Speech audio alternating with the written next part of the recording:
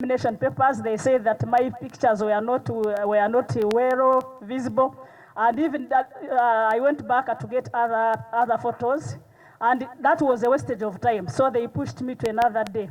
On another day, I brought all the papers, including those ones that were not required on the forms, including my bachelor degrees and my postgraduate diploma in law, which is from LDC.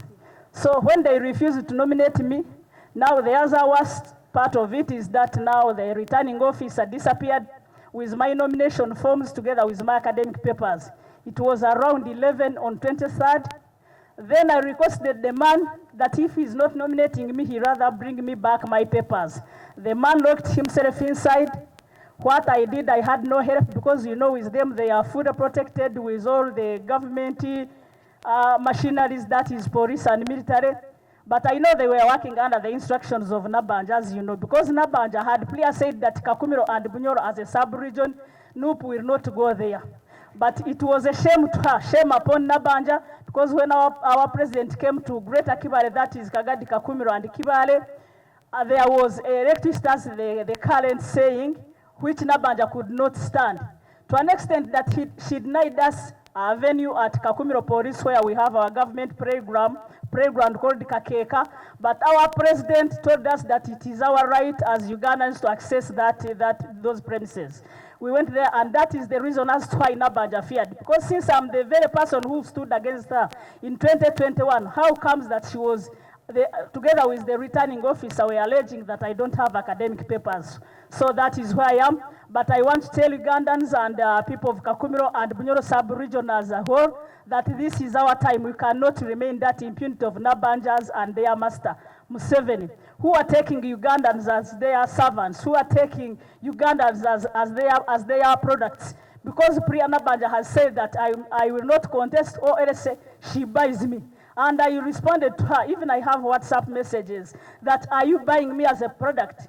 Because if you are to emancipate women, I'm among the women supposed to be emancipated, because I have made myself, I took myself back to school at an old age. I studied, Nabbanja was watching me. For them, they are just adding papers. But me, smartly, I joined when Nabbanja was seeing me. I studied my O-level, my A-level, my university, and my postgraduate diploma, when that woman was there observing. But she feared.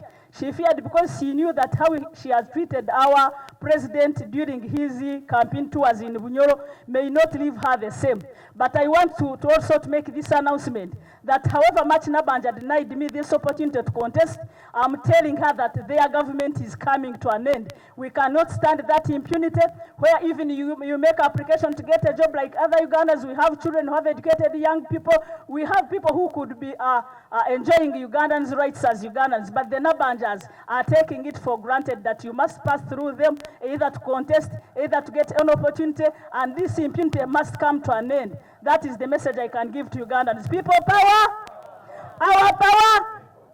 So from here, whether I succeed or not, I'm telling other Ugandans, other people from KAKUMIRO and Bunyoro as a region, I have seen power. People are yearning for change. We are going to the ground. We must seek our vote. We must protect it. And at the end of it all, we must demand it. Let me go back to my local language, but this time I may use Uganda, but which Uganda? They came, all the candidates that were there that were meant to be nominated. Actually, we were stationed outside in one of the fields next to the Electoral Commission.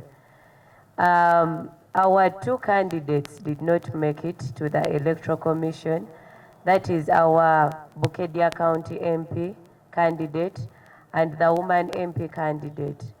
We were successfully able to nominate our Kachumbala County candidate, but that was also after us making some noise and banging the gate.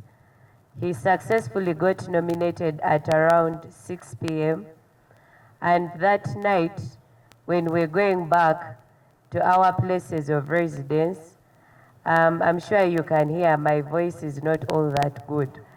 While I was on a motorcycle, some men that I do not know tried to strangle me.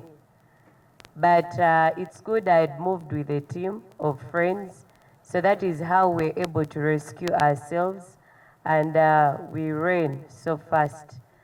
So the entire situation in Bukedia is not so appealing. The electorates really deserve and they desire to have an election where they choose leaders of their choice, leaders that they can hold accountable. And it is our humble appeal to the nation. Let us stand together against this impunity. Today it might be us, the NUP leaders or candidates who are undergoing this, but I'm very sure the government is changing. So what happens tomorrow when government has changed? Are we going to keep quiet or we need to raise our voices? My sister and comrade Asio, Florence, is really traumatized today because she expressed the desire to serve and represent her people of Bukedia. I don't think that that was right. We are very much aware that the people behind this are actually the people in yellow. I may not mention names, but I'm very much aware that we are all in the know. So I want to caution the greedy leaders in power. Kindly let us exercise our rights. Let us have the liberty to contest when we want, because these are our ambitions as young people. And the country that we desire to serve is a country that is for us and our children to come in the fourth generations.